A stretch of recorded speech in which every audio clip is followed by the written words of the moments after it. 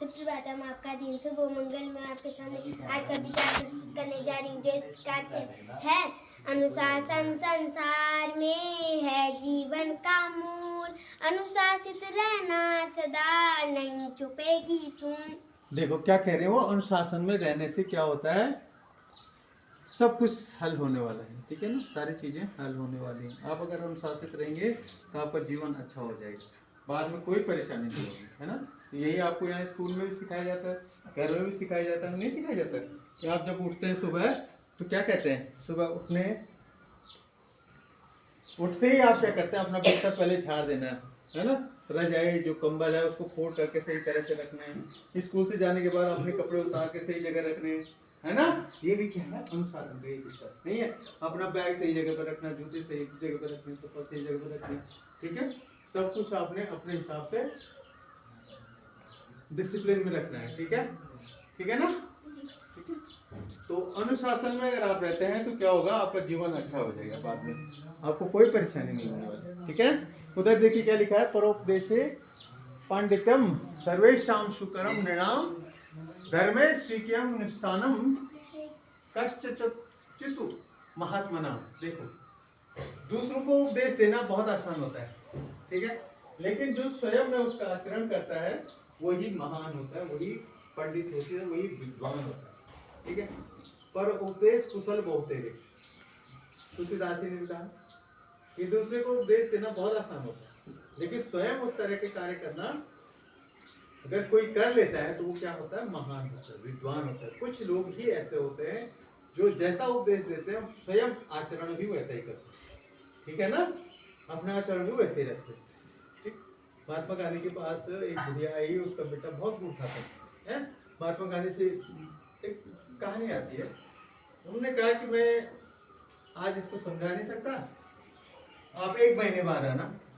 ठीक है, तो 1 महीने बाद फिर बुढ़िया गई अपनी बेटी को लेकर के। वो बहुत मीठा खाता था, बहुत मीठा, जैसे चॉकलेट, जैसे कुरकुरे आप लोग खा रहे हैं ना, कुरकुरे खा रहे हैं, चॉकलेट खाते हैं, दांत खराब हो जाते हैं, है ना, पेट में तरह तरह की प्रॉब्लम्स आ जाती हैं, नहीं ना, उस तरह की चीजें खाने से, है ना। तो वैसे ही उसका भी प्रॉब्लम रहा होगा। तो 1 महीने बाद जब बुढ़िया गई, गांधी जी ने कहा 1 महीने बाद आना।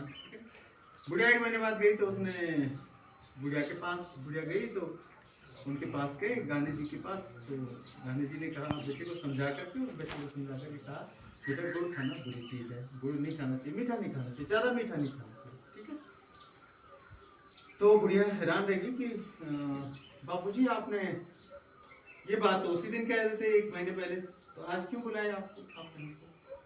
तो उनका जवाब पता है क्या था? उनका जवाब ये था, बेटा, कि उन्होंने कहा मैं उस दिन इसको समझा ही नहीं सकता था, बता ही नहीं सकता था, और अगर मैं बताता तो मेरी बातों का इसमें कोई असर नहीं पड़ने वाला। इसका कारण पूछा बुढ़िया ने। कारण ये है माता जी कि तब मैं भी गुड़ खाता था, 1 महीने पहले मैं भी गुड़ खाता था, मीठा बहुत खाता था मैं भी, और इस महीने में मैंने गुड़ खाना कम कर दिया है, मैंने छोड़ दिया। अब मैं जो कहूंगा तो ये भी मान लेगा, है ना। तो पहले मैंने अपना आचरण सुधारा, क्योंकि मैं भी मीठा बहुत खाता था, इसलिए मैं इसको समझा नहीं पाता, है ना, मेरी बातों का असर इस पे नहीं होता।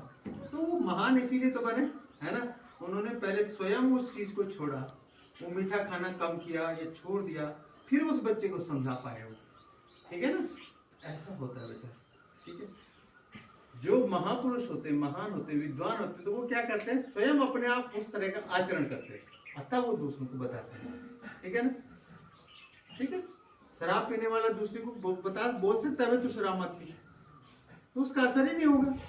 बीड़ी पीने वाला ऐसे बोल सकता तुम लोगों को कि भाई बीड़ी पीना हानिकारक है, नहीं पीना चाहिए, वो बोल नहीं सकता है, क्योंकि वो स्वयं पी रहा है। हाँ, शराब पी रहा है या गुटखा खा रहा है, तमाम तरह के नशे कर रहा है, तो वो नशेड़ी कभी बोल सकता है किसी दूसरे को कि नशा मत करो? नहीं बोल सकता है, और उसको अगर बोलता भी है तो उसका कोई असर नहीं होगा। और जो नहीं करता, स्वयं नहीं करता है, तो उसकी बातों का असर होता है, पता है ना। हाँ, तो यही उसमें कहा गया, उस श्लोक में यही कहा गया है कि अगर जो इंसान या जो महापुरुष इस तरह से करते हैं तो वो विद्वान होते हैं, महान होते हैं, महापुरुष होते हैं, और ये बिरले होते हैं संसार में। ये बहुत कम लोग होते हैं जो उपदेश देते हैं वो स्वयं भी आचरण करते हैं उस तरह का। ठीक है, और नहीं तो उपदेश देने वाले आपको बहुत सारे मिल जाएंगे, मिल जाएंगे, अरे ऐसे मत करो, ऐसे मत करो, और स्वयं कर रहे हैं, पर्दे के पीछे स्वयं ये सब कुछ कर, है ना, ऐसा होता है। लेकिन जो नहीं करते और जैसा वो उपदेश देते हैं अच्छा, वैसे अच्छाई वो फॉलो करते हैं, तो वो क्या होते हैं, विद्वान होते हैं। और ऐसे लोग इस संसार में बिरले हैं, बहुत कम है, ठीक है। भागीरथी नदी, हाँ वहां का देखो सामान्य ज्ञान, भागीरथी नदी गोमुख नामक स्थान से निकलती है और जब देवप्रयाग में अलकनंदा से संगम करके गंगा कहलाती है। देवप्रयाग से आगे क्या बन जाता है बेटा, गंगा। भागीरथी नदी गंगोत्री ग्लेशियर से आती है, गोमुख नामक स्थान से। कौन सा ग्लेशियर है, गंगोत्री ग्लेशियर, वहां से निकलती है देवप्रयाग में। और जो यहाँ से जो रुद्रप्रयाग से जो अलकनंदा जा रही है, पता है आपको, रुद्रप्रयाग में गया आप, जो उधर से बद्रीनाथ साइड से आती है वो अलकनंदा है। यहाँ से ये मंदाकिनी, रुद्रप्रयाग में मंदाकिनी और अलकनंदा का क्या है, संगम है। वो चौथा प्रयाग है ना। सबसे पहले क्या हो गया, विष्णु प्रयाग, नंद प्रयाग, कर्ण प्रयाग, रुद्रप्रयाग, चौथा प्रयाग हो गया। उसके बाद देवप्रयाग, और देवप्रयाग के बाद उसको नाम दे देते हैं गंगा। और वो किन दो नदियों का, जो दो मुख्य नदियां हैं वो क्या है, भागीरथी और अलकनंदा। भागीरथी वहाँ गंगोत्री ग्लेशियर, उत्तरकाशी जिले, ठीक है, उत्तरकाशी जिले गंगोत्री ग्लेशियर और गोमुख नामक स्थान से निकलती हुई देवप्रयाग में जाती है, अलकनंदा से मिलती है वहां से। उसके बाद वो क्या बन जाती है, गंगा, तो उसी का नाम गंगा नदी, ठीक है। यहाँ देख लीजिए एक अच्छा आपको जीके का क्वेश्चन उधर हो गया। अब इस तरफ से डेली ब्लैक बोर्ड अपडेट की तरफ, आज कौन सा है, 1974 1974, ठीक है, 1974। आज डे कौन सा बेटा, सैटरडे, डे कौन सा है, सैटरडे। और डेट कौन सी है, 14 मार्च 2026।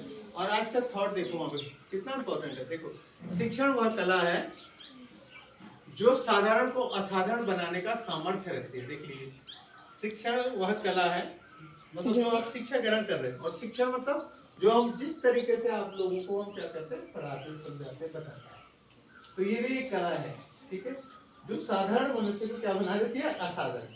देखो आप स्कूल नहीं आते हैं तो आप में कोई परिवर्तन होता, बिल्कुल जंगलीपन होता है, ना आप में एटिकेट्स होते, ना बोलने की तमीज होती, ना पढ़ने लिखने की तमीज होती, ना खाने पीने की तमीज होती, ना पहनने की तमीज होती, ना ड्रेसअप होने की सेंस होता, आपको कुछ भी नहीं होता।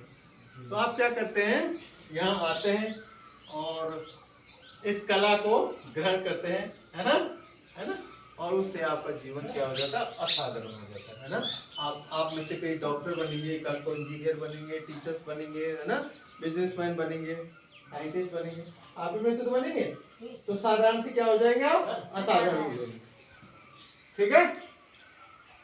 तो ये आपका पॉज करना थोड़ा। आज का वर्ड क्या है बेटा, पार्लियामेंट।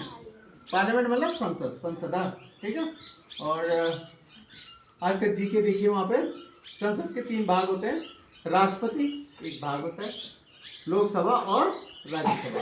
तो कोई पूछेगा आपको संसद के कितने भाग होते हैं, 3 भाग।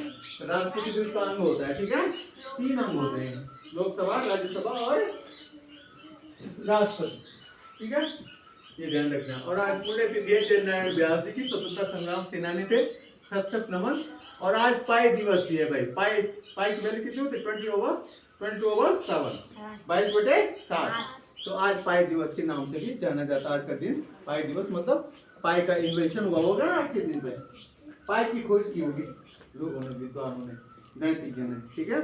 तो आज के प्रेरणा बने हैं कौन, कुमारी आराध्या और सूरज बने आरव।